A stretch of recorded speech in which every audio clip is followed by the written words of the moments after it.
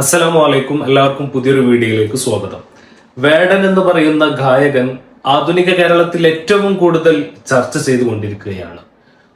ഒരു രാഷ്ട്രീയക്കാരനും മതം പ്രചരിപ്പിക്കുന്ന പണ്ഡിതന്മാർക്കും അങ്ങനെ തുടങ്ങി സമൂഹത്തിന്റെ ഏത് മേഖലകളിൽ പ്രവർത്തിക്കുന്നവരാകട്ടെ, അത് നിയമത്തിന്റെ ഭാഗത്ത് പ്രവർത്തിക്കുന്നവരായാലും ഗവൺമെന്റിന്റെ ഭാഗത്ത് പ്രവർത്തിക്കുന്നവരായാലും സാധാരണക്കാരനായാലും എല്ലാവർക്കും മാതൃകയാകുന്ന തരത്തിൽ നിലപാടുകളിൽ ഉറച്ചു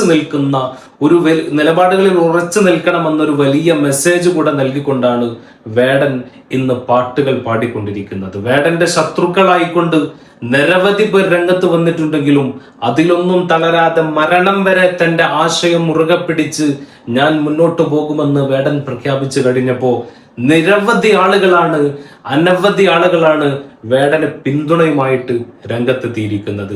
അതിൽ രാഷ്ട്രീയക്കാരുണ്ട്, പല മേഖലകളിൽ പ്രവർത്തിക്കുന്ന ആളുകളുമുണ്ട്. എന്നാൽ ഇപ്പോഴിതാ ഇബ്രാഹിം സഖാഫി പുഴക്കാട്ടിരി എന്ന് പറയുന്ന സമകാലിക വിഷയങ്ങളിൽ തൻ്റെതായിട്ടുള്ള നിലപാടുകൾ കൃത്യമായി ആരുടെ മുന്നിലും പേടിക്കാതെ നിലപാടുകൾ പറയുന്ന ഉസ്താദ് വേടനെ കുറിച്ചും എനിക്ക് തോന്നുന്നത് 10 മിനിറ്റോളം നീണ്ടു നിൽക്കുന്ന അദ്ദേഹത്തിന്റെ പ്രഭാഷണത്തിൽ വേടനെ കുറിച്ച് മാത്രം അദ്ദേഹം പ്രതിപാദിക്കുകയാണ്. ഇന്ന് സമൂഹത്തിൽ വേടനെ പോലെയുള്ള ആളുകളെയാണ് നമുക്ക് ആവശ്യമെന്നും അദ്ദേഹം ഉയർത്തിപ്പിടിക്കുന്ന ചില ആശയങ്ങളും അദ്ദേഹം മുറുകെ പിടിക്കുന്ന ചില ആശയങ്ങളെ കുറിച്ച് വളരെ കൃത്യമായി കൊണ്ട് സരളമായ ഭാഷയിൽ ഇബ്രാഹിം സഖാഫി ഉസ്താദ്, പുഴക്കാട്ടിരി ഉസ്താദ് നമ്മോട് സവിസ്തരം പ്രതിപാദിക്കുന്നുണ്ട്. നമുക്ക് ആ വീഡിയോ ഒന്ന് കണ്ടു നോക്കാം. വേടൻ നമ്മുടെ ആരുമല്ല. അദ്ദേഹത്തിന്റെ റാപ്പ് സംഗീതത്തെ ന്യായീകരിക്കേണ്ട ആവശ്യമോ അദ്ദേഹത്തിനെ വേറെ ഏതെങ്കിലും രീതിയിൽ സപ്പോർട്ട് ചെയ്യേണ്ട ആവശ്യമോ നമുക്കുണ്ടെന്ന് എനിക്ക് തോന്നുന്നില്ല. പ്രത്യേകിച്ച് വലിയൊരു തലമുറയെ അദ്ദേഹം സ്വാധീനിച്ചുകൊണ്ടിരിക്കുന്നു. വലിയൊരു തലമുറയെ ഉച്ചയ്ക്ക് 2 മണി മുതൽ രാത്രി 10:30 വരെ 7000 ആളുകൾക്ക് മാത്രം അങ്ങനെ നിൽക്കാൻ പറ്റുന്ന ഗ്രൗണ്ടിൽ 10,000 ചില്ലാനം വിദ്യാർത്ഥികളും വിദ്യാർത്ഥിനികളും യുവാക്കളും തടിച്ചുകൂടുന്നു. എത്ര ടൈം എന്നാലോചിച്ച് നോക്കുങ്ങൾ. പൊരി വെയിലത്ത് അവർക്ക് അവരുടെ ശാരീരികമായ ആവശ്യങ്ങളൊക്കെ നിർവഹിക്കണ്ടേ, മൂത്രവഹിക്കണ്ടേ, അവരെ ഏത് രീതിയിലും വേണമെങ്കിൽ മാറ്റിമറിക്കും. അതുകൊണ്ടാണ് ഞാൻ പറയുന്നത് വേടൻ നമ്മൾ ന്യായീകരിക്കേണ്ട ഒരു കാര്യമേ അല്ലെന്ന്.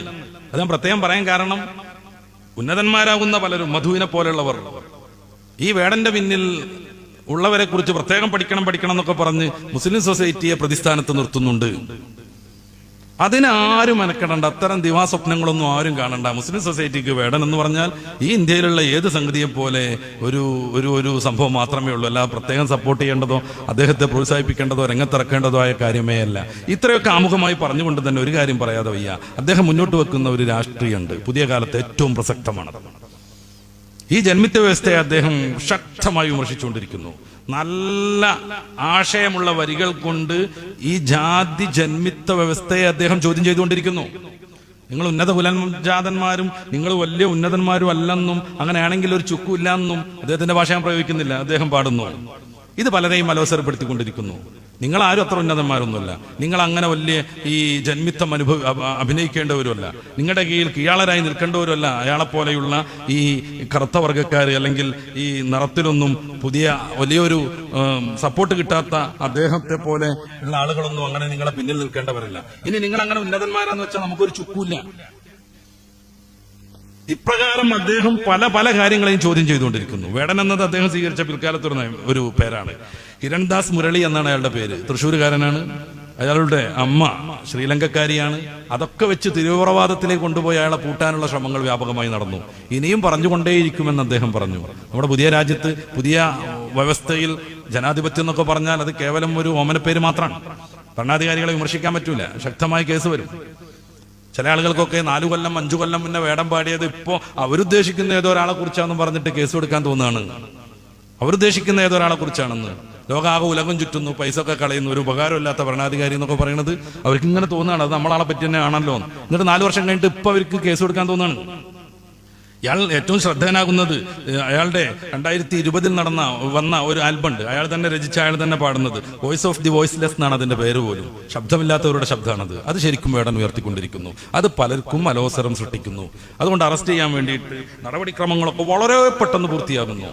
പലരുടെയും ആനക്കൊമ്പും പലരുടെയും പുലിനഖവും പുലിപ്പല്ലുമൊക്കെ ഇതിന്റെ മുന്നേയും വാർത്ത വന്നിട്ടുണ്ടെങ്കിൽ അവിടെ വീട്ടിലേക്ക് ഒരു FIR ഇടാൻ പോലും ഒരു പോലീസുകാരന് പോയിട്ടില്ലെങ്കിൽ വേടന്റെ കഴുത്ത് തൂങ്ങിക്കിടക്കുന്ന വെള്ള സാധനം പുലിപ്പല്ലാണെന്ന് പറയുകയും തീരുമാനിക്കുകയും അറസ്റ്റ് ചെയ്യുകയും ചെയ്യുന്നു.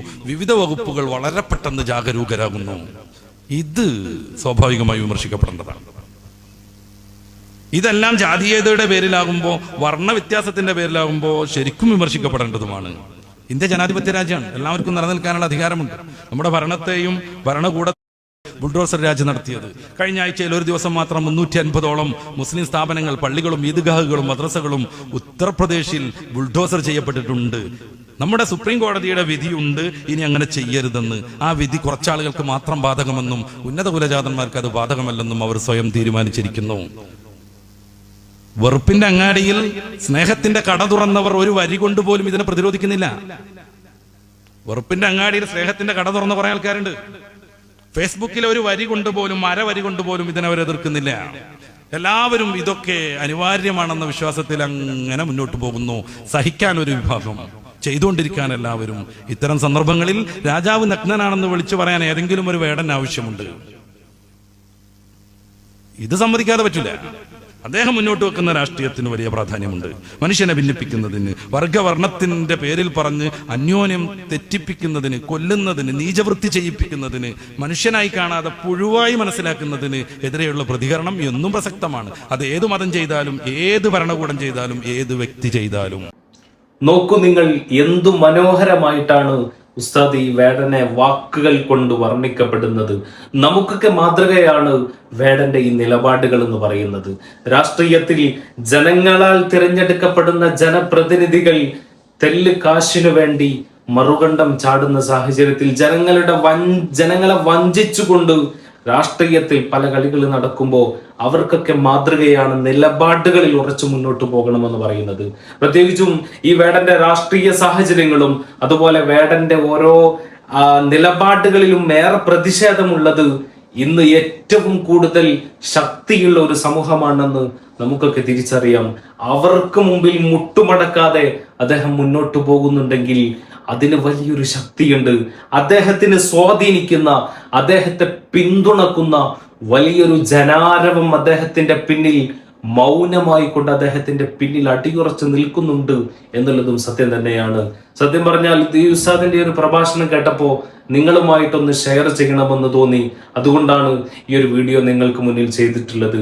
ഈ ഒരു പണ്ഡിതൻ, ഈ ഒരു ഇബ്രാഹിം സഖാഫി പുഴക്കാട്ടിരി എന്ന് പറയുന്നത് സമകാലിക വിഷയങ്ങളുമായിട്ട് കണക്ട് ചെയ്ത ആളുകൾക്ക് ജ്ഞാനലോകത്തിന്റെ വിവിധ കവാടങ്ങൾ തുറന്നു കൊടുക്കുന്നു എന്നുള്ളതാണ്. ശരിക്കും പ്രഭാഷണ കല ഇത്തരത്തിലേക്ക് വരേണ്ടത് അനിവാര്യമാണ്. ആധുനിക കാലഘട്ടത്തിൽ ഇന്ന് ഇസ്ലാമികമായി നമ്മളാണ്, മുസ്ലിങ്ങളാണ് ഇത്തരത്തിൽ എല്ലാ തെറ്റുകളിലും എല്ലാ തമ്മാടിത്തരങ്ങളിലും വന്ന് വീഴുന്നത് എന്നുള്ളത് യാഥാർത്ഥ്യം തന്നെയാണ്.